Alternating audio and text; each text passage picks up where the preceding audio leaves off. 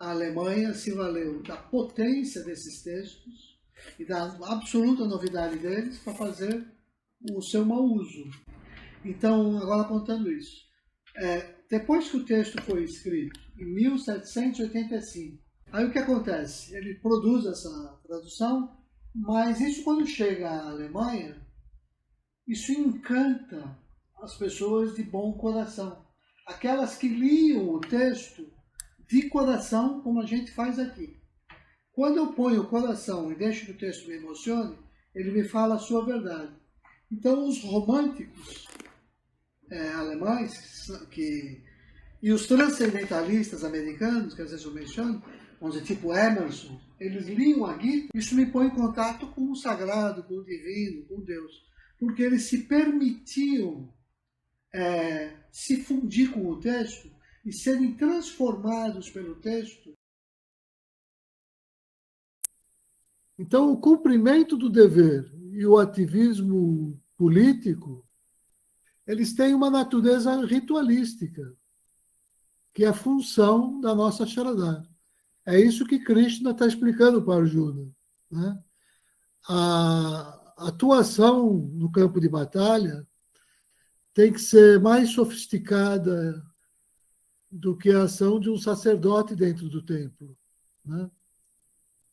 Porque você vai estar sendo exigido de você no seu limite, na situação mais aguda da existência humana, que é esse momento do conflito. Do conflito. E mesmo ali, você tem que entender que você está no templo, né? Como é que o Arjuna vai obter essa Sharadha sátrica, né? Utilizando a linguagem que nós estamos mais familiarizados, né? O Senhor Krishna,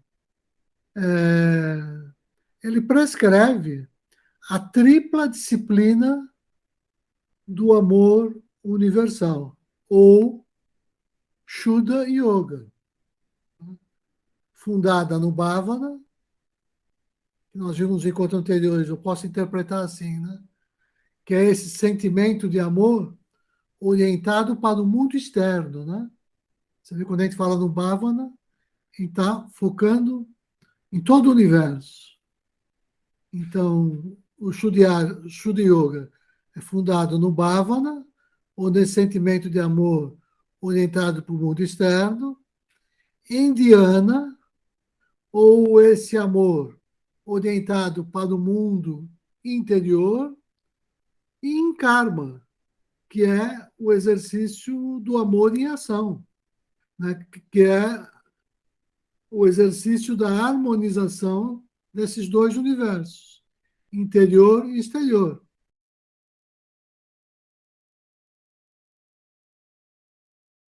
Com a mente voltada para essa base do Atma, tendo perdido toda a ilusão, né, e sem nenhuma ideia de meu, ou seja, todo o egoísmo, essa ideia de eu e meu, né, já foi extinta. Isso é que extinta a febre da ansiedade, luta. Sempre que os seres humanos praticarem esse meu entendimento, firmes na fé e sem lamuriar-se, também eles serão libertados da escravidão das nações. Você já pode imaginar que aqui eu vou fazer uma objeção, né? Porque não tem firmes na fé coisa nenhuma. Essa aqui é uma tradução ocidental, que muita gente segue, mas a palavra aqui é Sharadha. E Sharadha é um termo da ritualística. Vem lá do Karma Kanda, da seção ritualística dos Vedas. Não tinha muito a ver com Jnana Kanda. E aqui ele recupera uma palavra do Karma Kanda para fundir com Jnana Kanda e mostrar que ela é que faz essa possibilidade. Então ele começa a partir daqui, a utilizar esse termo. Mas não só com a ideia de fé, né? Porque a ideia de fé não dá conta de tudo o que é essa energia do amor que emana do coração, que é a Sharadha.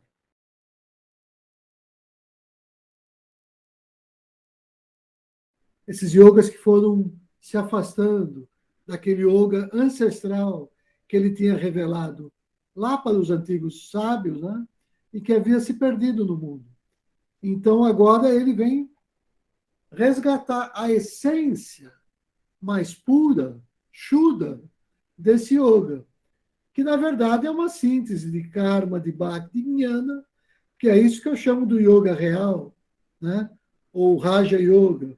Então, quando ele vai apresentar a síntese, ele vai apresentar o Shuddha Raja Yoga.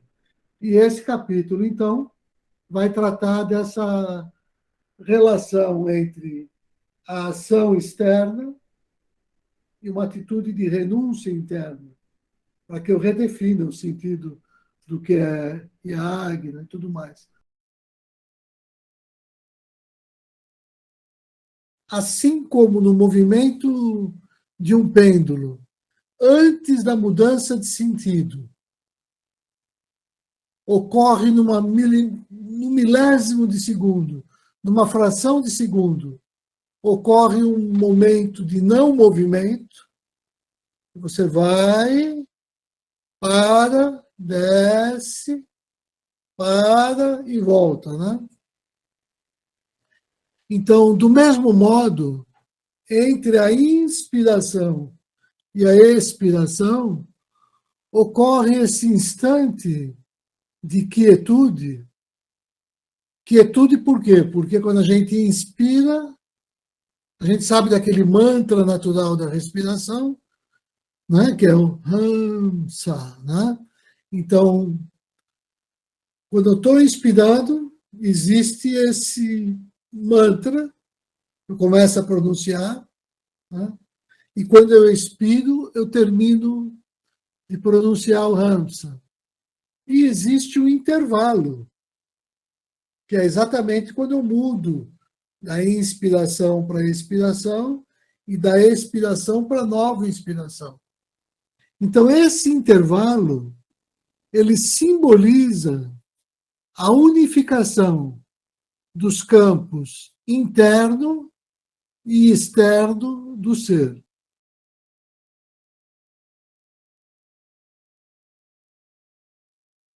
A meditação tem que se estender pelo dia todo. Aí é por esse outro conceito que ela se confunde com a meditação na ação, né? Então, quando ele diz aqui que é por meio da quietude, chama, é porque no aprendizado inicial da meditação, a gente faz isso. A gente acalma todos os sentidos, a gente fica numa espécie de estado de não ação, os pensamentos têm que diminuir, né? Por quê? Porque você vai ter o foco na unidade, no Eka, no Um, Eka Gran, né? Esse foco no Um, que é o próprio Atma no coração. Que a partir daí você vai perceber a unidade de todas as coisas.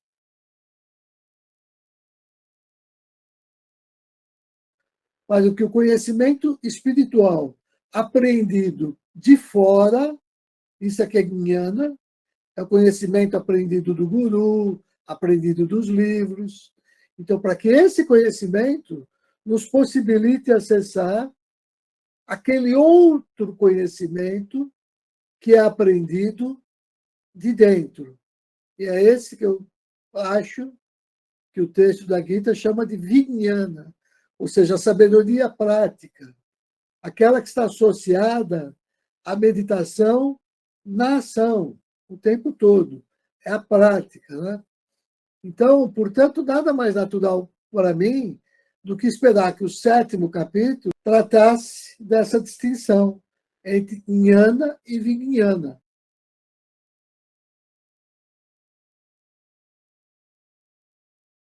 Uma chave hermenêutica. E essa chave, teoricamente, só um mestre poderia oferecer ao seu discípulo. Essa é a lógica do período védico, da tradição Guru Shishya Parampara, que é o momento ali quando começa a Gita, o momento de crise de Arjuna. Essa é a realidade que ele conhece. E agora Krishna vai revelar para ele uma outra coisa, sem negar essa, mas vai mostrar a dimensão mais profunda dessa mesma realidade, que é o que é revelado na Bhagavad Gita. Ela vai nos lembrar, a Bhagavad Gita já vai tratar disso, e esse capítulo começa a avançar por isso, que a verdadeira chave hermenêutica de todo conhecimento está com o mestre interior.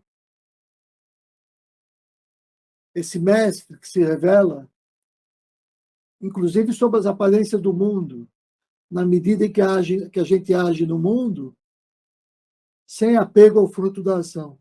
O próprio mundo começa a dar as dicas para a gente, que ele vai reagindo sobre nós a partir das nossas ações do mundo. O mundo, quando a gente começa a experimentar o coração, ele se ilumina, ele nos revela Brahman e passa a ser o nosso guru. É isso que é o Shuddha Dharma. É essa revelação feita por Krishna na Bhagavad Gita, que vai além das revelações que se tinha até então, que representavam o hinduísmo e o Vedanta. Esta revelação da Gita vai além do próprio hinduísmo, porque ela é universalista. Ela não se prende ao hinduísmo.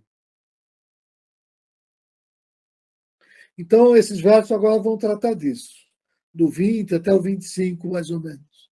Eu vou ler aqui, então. E como ele estava falando do néctar de Amrita, que é dessa coisa superior, ele vai falar agora da forma inferior, que é aquilo que as pessoas presas ao entendimento védico praticavam ainda. Que é bom, está tudo certo, mas ele vai falar de uma coisa que é maior. Mas primeiro ele vai falar disso que é só védico.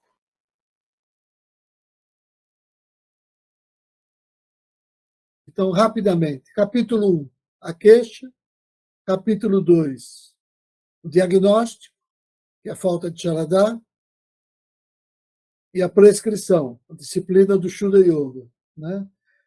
Que me permite, por meio de Bhavana, Karma, Dhyana, alcançar a Sharadá Sáttvica.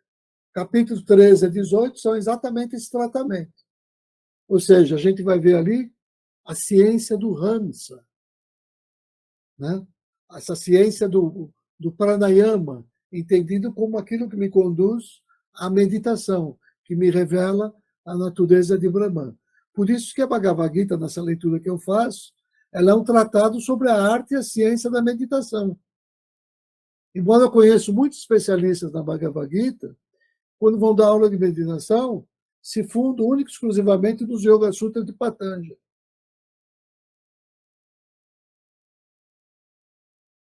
Grande chave para se compreender esse 11º capítulo é aquilo que a gente chama de Arjuna Krita Durga Stuti, ou seja, uma passagem do Mahabharata, um pouquinho anterior à Gita, onde o Arjuna entoa o hino a Durga.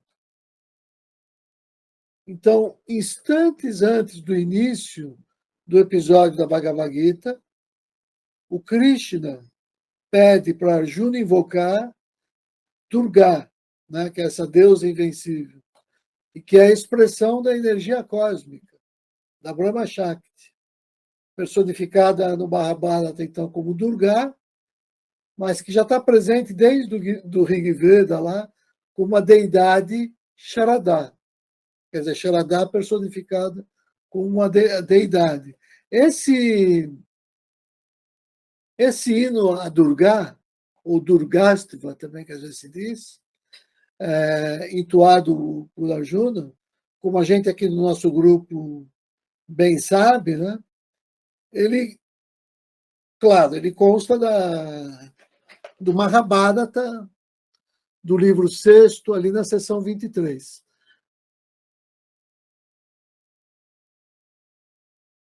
Eu pergunto assim, ó, você tem fé em quê? Mas eu não posso perguntar, você tem Shaladá em quê? Não faz sentido essa pergunta, porque Shaladá é muito, milhões de vezes superior a mera fé, né? A fé ainda é isso, é fé em objeto externo, né? Eu tenho fé na Bíblia, eu tenho fé no Senhor, eu tenho fé em alguma coisa. E Shaladá não. É um contato de uma experiência de comunhão, onde aquilo que a fé me proporciona eu já sou, que é um pouco a experiência do capítulo 11. Quando o Arjuna visualiza a verdade, entra em contato com tudo aquilo, ele encontra dentro dele mesmo um estado de, de energia, de Sharadá, que não é mais fé. Ele não pode dizer que está tendo fé. Fé é esperança em alguma coisa que você vai alcançar um dia, né? E ali ele está experimentando. Então, eu não tenho fé que as coisas são assim. Eu estou vendo que as coisas são assim. Porque esse capítulo é o capítulo que melhor expressa o significado daquilo que nós chamamos de Gitopadesha, ou aquela mesma metáfora da carruagem que aparece na Katha Upanishad. Ou seja, a metáfora que faz com que a gente entenda que o corpo humano é o campo simbólico da batalha interior, onde nós lutamos para nos conhecer a nós mesmos, em outras palavras, para unificar os dois pássaros da metáfora védica sobre a meditação. Não quero voltar nisso aqui, porque a gente já tem falado várias vezes, em várias oportunidades, sobre essa metáfora que aparece primeiro no Rig Veda e depois em algumas Upanishads.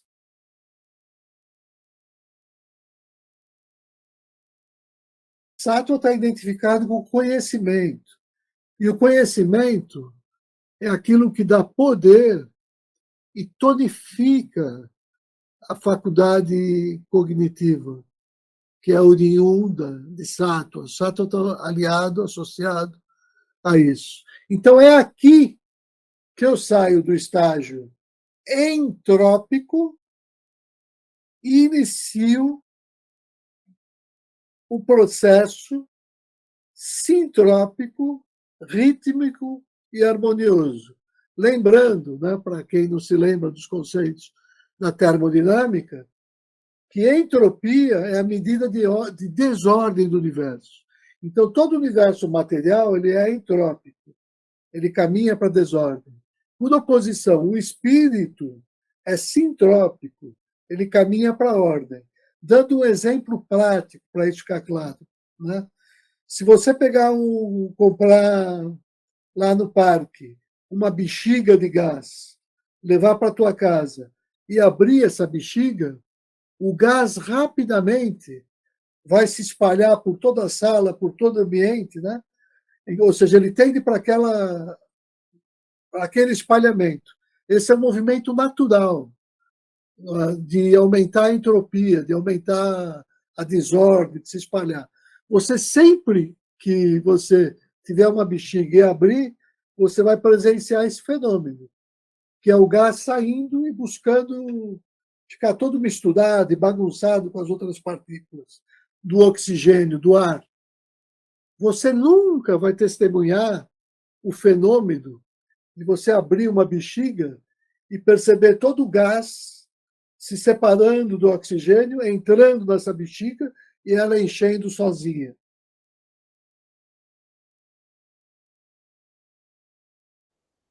Não é que Purusha seja o homem, embora possa ser também, mas eu estou me referindo àquela ideia mais sutil de pessoa que vai até os mundos celestiais, né? Que alcança todos esses seres com nome, né? Então, quando eu falo do Purushottama, eu estou me referindo a uma pessoa suprema, uma espécie de regente universal, mas que é uma pessoa, que essa pessoa também tem nela esse princípio do Atman, né? Que é um princípio que não é pessoa, mas que é aquilo que nos faz pessoas, né? Que nos dá identidade. E parece que a identidade é mais própria do Purusha que do Atman. Essa ideia de identidade. Olha que complicado. Agora, o que é que o capítulo 16 vai me ajudar a perceber? Vai me ajudar a perceber que a Gita jamais aprova qualquer ação sem amor, como é o caso dessa ação do hindu que matou Gandhi. Ela não propõe uma ideologia fundada na guerra. Ela ensina que devemos seguir a orientação do espírito no coração, cuja voz nós identificamos sem risco de erro quando a gente se enche de amor, quando a gente sente amor no coração, e não ódio. Então, é o amor do coração do Arjuna que o autoriza a se engajar em uma guerra justa. É o amor de Arjuna, inclusive, pelos seus inimigos, como é o caso da relação dele com Bhishma, com Drona, né? Então, ao contrário de qualquer outra escritura sagrada, a Bhagavad Gita transmite a sua filosofia do coração ali, no centro do campo de batalha.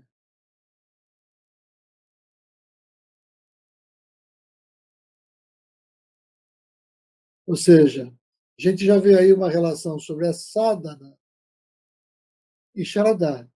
É como se a disciplina fosse, de fato, essa que se funda em Shraddha, né? Ou seja, qual é a tríplice disciplina? A sadhana, ou seja, essa disciplina metódica para se alcançar a meta, o alvo, ela é constituída dos meios para se obter Shraddha. São yagna, como nós já vimos, dana e tapas. E essa tríplice disciplina, ela se relaciona com o tríplice aspecto de Shraddha, né? Uma vez que yagna, dana e tapas pode ser sátrico, rajásico e tamásico. E do mesmo modo a Shraddha pode ser sátrica, tamásica e rajásica.